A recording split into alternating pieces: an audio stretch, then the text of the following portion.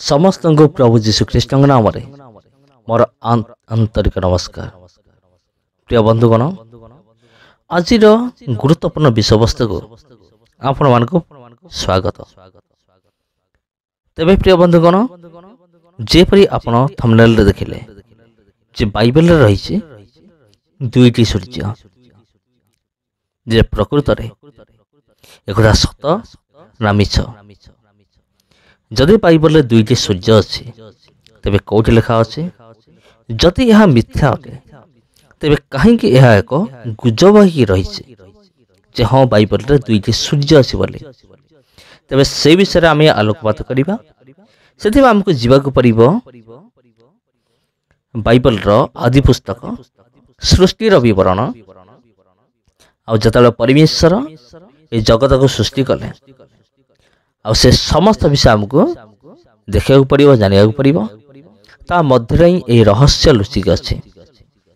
तेरे बाइबल दुईटी सूर्य अच्छी बोले अधिकांश ख्रीष्ट विरोधी माने कही था। देख बाइबल एक भूल पुस्तक अटे। बाइबल दुईटी सूर्य अच्छे।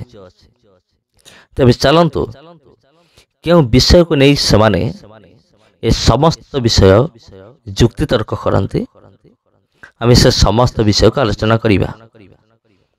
आपण बाहर करंतु आदि पुस्तक एक अध्याय पूरा प्रथम अध्याय मु पढ़ुची केतोटी पद मु पढ़ी आपण सुनिबे।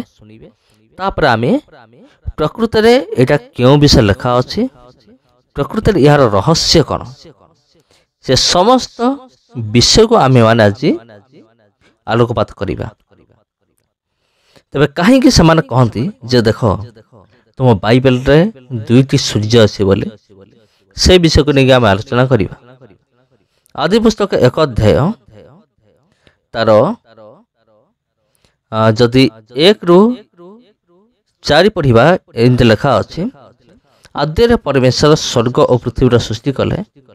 2 पृथ्वी निर्जन और शून्य थिला आ गभीर जल उपरे अंधकार थिला। पुणी परमेश्वर का आत्मा जल उपरे व्याप्त थिले। अनंतर परमेश्वर कहिले दीप्ति हेउ, तहिरे दीप्ति हेला। आ परमेश्वर दीप्ति देखिले जे ताहा उत्तम, तहु परमेश्वर अंधकार दीप्ति की भिन्न कले।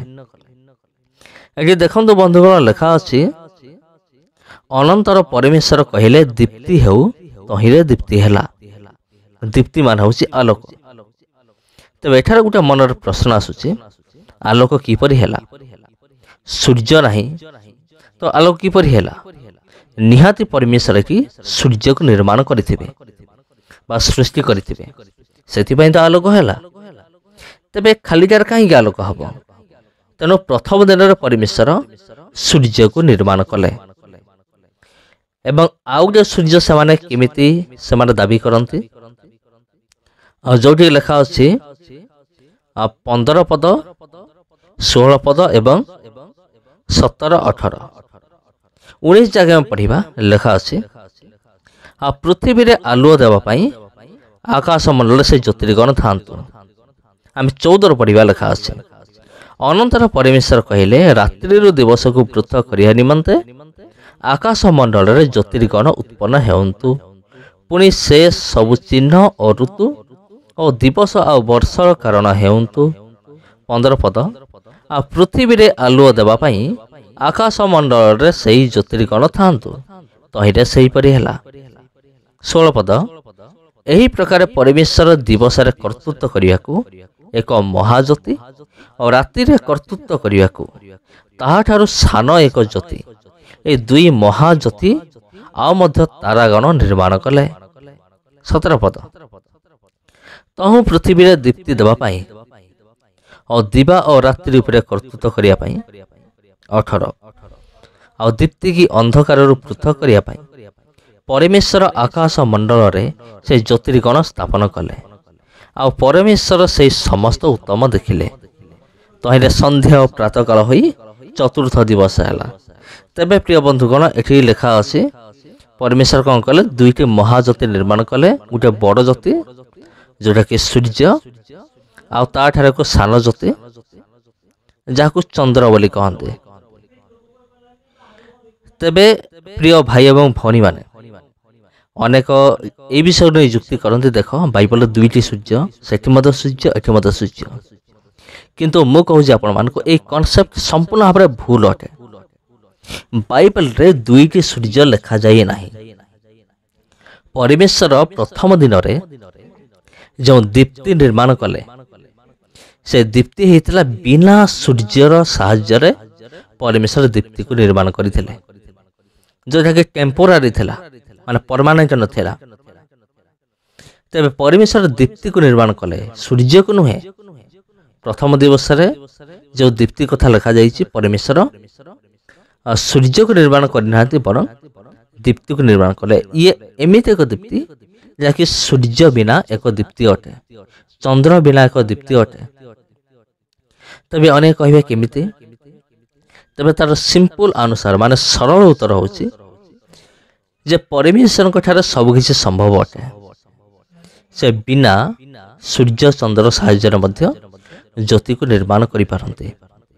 ଏଇଟା ଯେଉଁ ଦୀପ୍ତି ଥିଲା ହେଉଛି ଟେମ୍ପୋରାରୀ। ପରମେଶ୍ୱର କାହିଁକି ନିର୍ମାଣ କଲେ, ଆଉ ସେ ବିଷୟରେ ଆଉ ଅନେକ ବିଷୟ ସବୁ ରହିଅଛି। ଆଲୋଚନା କଲେ ବହୁତ ବଡ଼ ଟପିକ୍ ହେବ।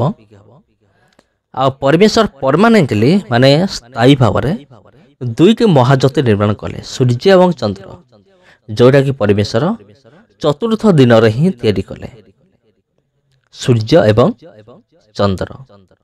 ଏଠାରେ ପରମେଶ୍ୱର ସୂର୍ଯ୍ୟ ତିଆରି କଲେ, କିନ୍ତୁ ପ୍ରଥମ ଦିବସରେ ପରମେଶ୍ୱର ସୂର୍ଯ୍ୟକୁ ନିର୍ମାଣ କରିନଥିଲେ। ତେବେ ଖ୍ରୀଷ୍ଟରେ ପ୍ରିୟ ଭାଇ ଏବଂ ଭଉଣୀମାନେ, ଆପଣଙ୍କ ମନର ଡାଉଟ୍ ନିଶ୍ଚୟ ଭାବରେ କ୍ଲିଅର ହେଇଯାଇଥିବ ଯେ ଏଠାରେ ଯେଉଁ ଦୀପ୍ତି ବିଷୟରେ ଲେଖା ଅଛି, ଏକ ପଦରୁ ଆରମ୍ଭ କରିକି ଆମେ 3 ପଦ ଭିତରେ ଯେଉଁ ଦେଖିଲୁ, ଇଏ ସୂର୍ଯ୍ୟ ନୁହେଁ, ଇଏ ହେଉଛି ସୂର୍ଯ୍ୟ ବିନା ଏକ ଦୀପ୍ତି, ଯେଉଁଟାକି ପରମେଶ୍ୱର ସୂର୍ଯ୍ୟ ବିନା ତିଆରି କଲେ। କିନ୍ତୁ ସେତେବେଳେ ସୂର୍ଯ୍ୟ ତିଆରି ହେଇନଥିଲା, ସୂର୍ଯ୍ୟ ତିଆରି ହେଲା ଚତୁର୍ଥ ଦିବସରେ। ହଁ ପ୍ରିୟ ବନ୍ଧୁଗଣ, ସେଥିପାଇଁ ଲେଖା ଅଛି ଏହି ପ୍ରକାର ପରମେଶ୍ୱର 16 ପଦରେ, ଏହି ପ୍ରକାର ପରମେଶ୍ୱର ଦିବସରେ କର୍ତ୍ତୃତ୍ୱ କରିବାକୁ ଏକ ମହାଜ୍ୟୋତି, ଯେଉଁଟାକି ସୂର୍ଯ୍ୟ, ଆଉ ରାତିରେ କର୍ତ୍ତୃତ୍ୱ କରିବାକୁ ତାଠାରୁ ସାନ ଏକ ଜ୍ୟୋତି, ଏ ଦୁଇ ମହାଜ୍ୟୋତି ଆଉ ମଧ୍ୟ ତାରାଗଣ ନିର୍ମାଣ କଲେ। ପରମେଶ୍ୱର ସୂର୍ଯ୍ୟ ଚନ୍ଦ୍ର ତାରା ଚତୁର୍ଥ ଦିବସରେ ତିଆରି କରିଥିଲେ, ପ୍ରଥମ ଦିବସରେ ନୁହେଁ। ସମସ୍ତଙ୍କୁ ଖ୍ରୀଷ୍ଟ ପ୍ରେମରେ ଆନ୍ତରିକ ନମସ୍କାର। ଯଦି ଏ ଟପିକ୍ ଆପଣଙ୍କୁ ଟିକେ ଭଲ ଲାଗିଛି, ତେବେ ଭିଡ଼ିଓକୁ ଗୋଟେ ଲାଇକ୍ କରିଦିଅନ୍ତୁ, ଆଉ এই ଭିଡ଼ିଓକୁ ଅନ୍ୟମାନଙ୍କ ପାଖକୁ ସେୟାର ମଧ୍ୟ କରନ୍ତୁ, ସେମାନେ ମଧ୍ୟ ଜାଣନ୍ତୁ ଆଦି ପୁସ୍ତକରେ ଏହି ଗଭୀର ରହସ୍ୟ ବିଷୟରେ। ସମସ୍ତଙ୍କୁ ଖ୍ରୀଷ୍ଟ ପ୍ରେମରେ ଆନ୍ତରିକ ନମସ୍କାର।